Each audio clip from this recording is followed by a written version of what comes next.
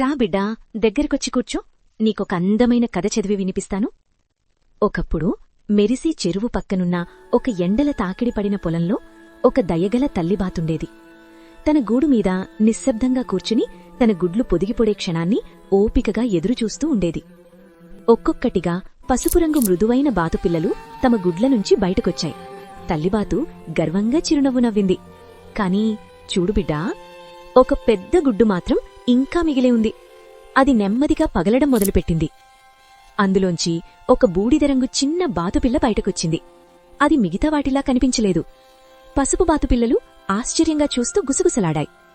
ఆ చిన్న బాతుపిల్లకి సిగ్గుగా, గందరగోళంగా అనిపించింది.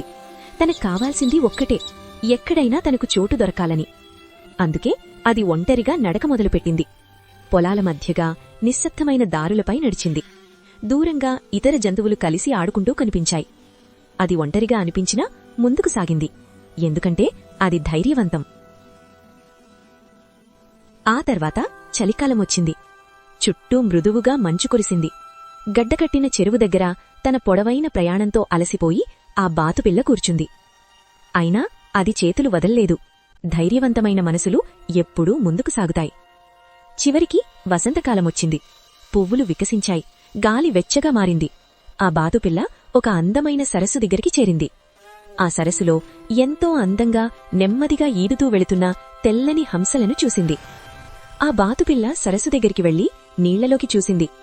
అయ్యో, నీళ్లలో తనవైపు చూస్తున్నది ఒక అందమైన హంస. అందంలేని బాతుపిల్ల ఇక లేదు. హంసలు దాన్ని ప్రేమగా ఆహ్వానించాయి. అది ఆనందంగా వాటితో కలిసి ఈదింది. తన జీవితంలో తొలిసారి అది నిజంగా ఇంటికి చేరినట్టు అనిపించింది. ఇదే బిడ్డా ఈ కథ చెప్పే పాఠం. ప్రతి ఒక్కరూ తమ తమ సమయంలో ఎదుగుతారు. భిన్నంగా ఉండటమే మన ప్రత్యేకత.